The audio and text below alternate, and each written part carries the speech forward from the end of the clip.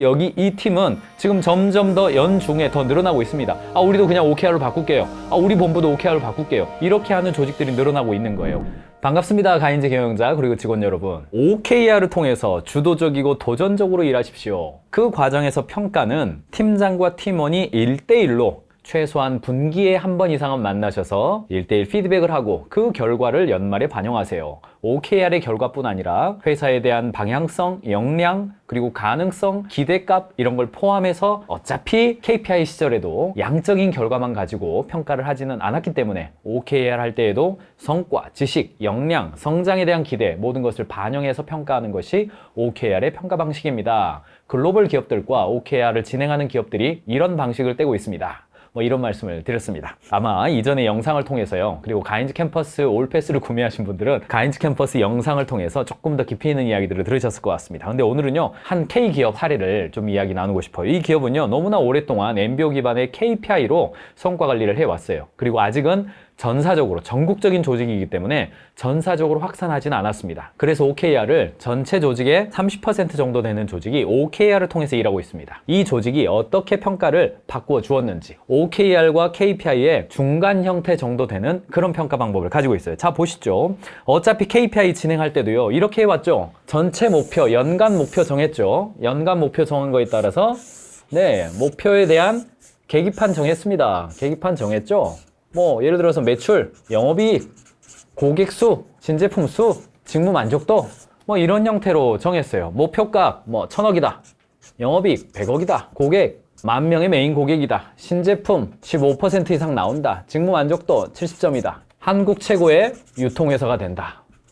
요런 구조 아닙니까? 그 다음에 뭐 하셨어요? 그 밑에 기본적으로 각 부서별로 프로젝트 정하지 않으셨어요? 영업부, 생산부, 구매부, 물류부 등등등등.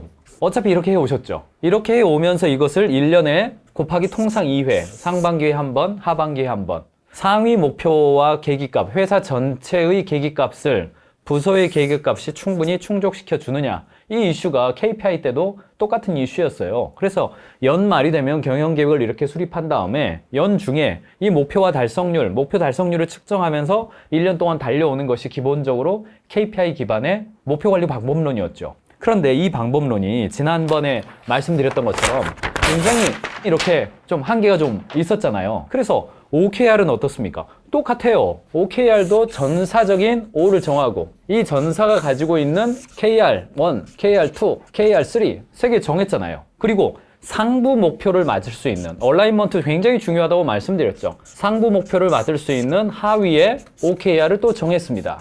이 O. 그리고 KR을 또 3가지씩 정했죠.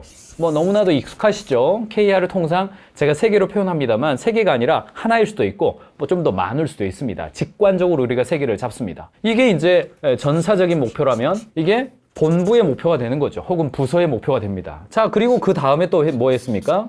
이거 하나를 받아서 각각 KR 3개씩, 이 3개 부서니까요.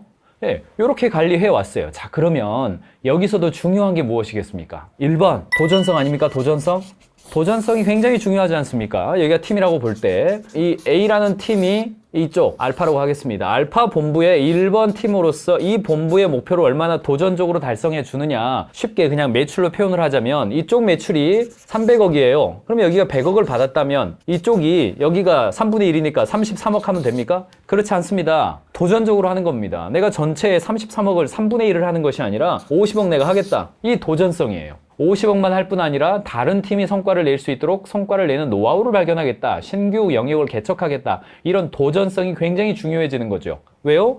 이쪽이 100% 달성 못할 가능성이 높기 때문에 그 100%의 수준을 훨씬 더 뛰어넘게 올려주는 겁니다. 그래서 OKR 평가할 때 첫 번째 도전성이라고 하는 겁니다.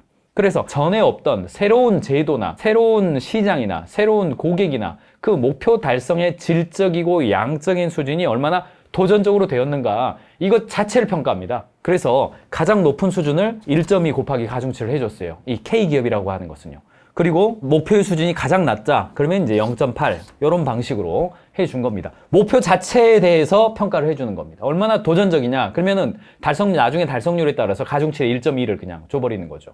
플러스 20점. 여러분들 김연아 선수가 피겨스케이팅을 할 때 트리플 악셀 하면 이제 난이도 수준에 따라서 조금 이렇게 구현이 그 아름다움이라든가 기술적 구현이 조금 떨어지더라도 높은 도전의 것을 평가 좋게 받게 되는 거죠. 그래야 피겨스케이팅의 예술성과 그런 스포츠성이 굉장히 더 강화되죠. 도전성을 부여 안 해주면 모두가 다 문제 없을 만한 그런 기술만 펼쳐 보이게 되겠죠. 그래서 스포츠 경기에 있어서도 높은 난이도의 기술을 높게 평가해 주죠. 피겨스케이팅뿐 아니라 스포츠 다 그렇잖아요. 마찬가지입니다. OKR에 있어서도 이 하부에 있는 목표가 상부에 있는 목표를 충분히 달성하고도 남음직한 도전성 있는 KR을 설정했는가, 이것 자체를 평가 항목으로 집어넣어 준다는 겁니다. 두 번째, 자, 목표로 50을 세웠어요. 그러면 뭐니 해도 진척률이죠.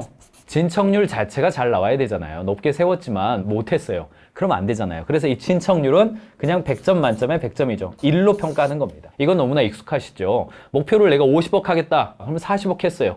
그냥 80점이죠. 이런 형태로 해서 1의 항목으로 해서 달성률을 평가하게 되는 겁니다. 달성률, 진척률. 이 K회사는 그냥 이 달성률이라는 표현도 썼다가 진척률이라는 표현도 썼다가 달성률 하지 마세요. 제가 아마 그러지 않았겠어요? 그러면 진척률이라고 했다가 달성률이라고 했다가 이래요. 저도 이제 혼용해서 쓰고 있는 거죠. 그리고 마지막으로 세 번째, 이 K 기업은 기여도라고 하는 항목을 넣었습니다. 이 기여도라고 하는 항목이 OKR에 있는 항목인데요. 그게 뭐냐면 이 팀이 잡은 O와 KR이 전사 관점에서 회사 전체의 성장과 발전, 그리고 혁신성에 얼마나 도움을 주었는가, 이 항목을 아주 높은 거는 1.2, 아주 낮은 것은 0.8 이런 항목을 넣어가지고 가중치를 두는 겁니다.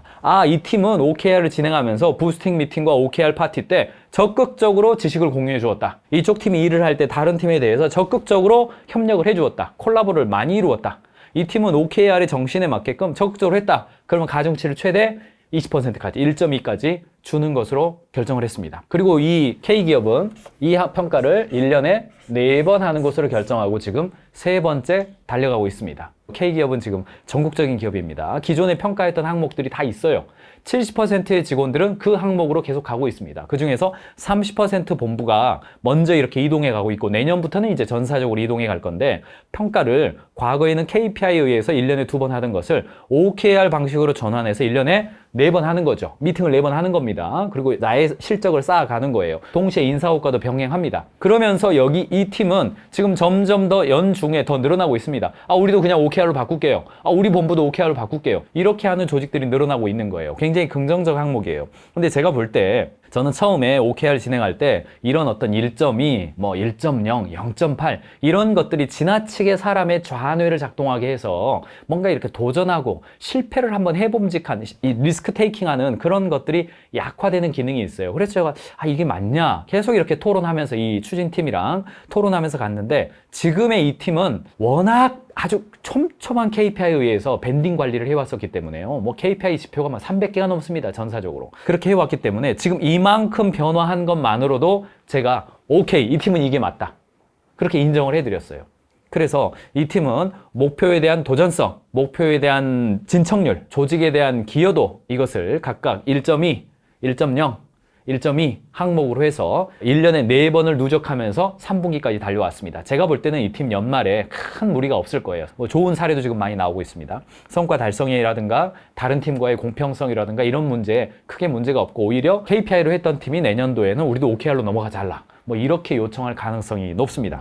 자, 조금 정리를 해보죠. OKR은 평가주의에서 벗어나서 도전주의로 좀 이동해 가자라고 하는 필로소피를 담고 있습니다. 그런데 우리나라 기업들은 너무나도 오랫동안 평가 기반의 동기부여 그리고 성과 관리를 해왔습니다. 그러다 보니까 전혀 없다, 알아서 해라, 연말에는 우리가 알아서 할게, 이렇게 가기 굉장히 어려워요. 그래서 골든북 시스템, 그러니까 저희가 말씀을 드렸죠. 간단한 어떤 그 평가 가이드북이에요. 노트 같은 거예요. 안내가 좀 나가면 좋겠습니다. 아래쪽에 메모를 올 테니까 들어가서 한번 보시고요. 그런 형태로 미팅을 하시되, 그러면 만나서는 뭐 하냐? 그랬을 때, 자, OKR의 도전성, 그리고 잡은 OKR의 진척률, 그리고 조직 전체에 대한 기여가 어느 정도가 됐는지를 측정하면서 거기에다가 가중치를 좀 매겨가면서 플러스 2, 마이너스 2, 그 다음에 제로, 플러스 마이너스 밴딩을 좀 주셔가지고요. 그러면서 쭉 달려가시면 연말 되었을 때요, 이게 누적되기 때문에 제가 올해는 이렇게 됐습니다. 합의가 되잖아요, 리더랑. 그리고 내년도에 이렇게 한번 가보겠습니다. 이런 관점으로 하신다면 K기업의 사례를 여러분의 것으로 만들어 가시는데 도움이 되셨으면 좋겠습니다. 경영자의 실력이 조직의 실력이고요. 직원의 실력이 조직의 미래입니다. business is love.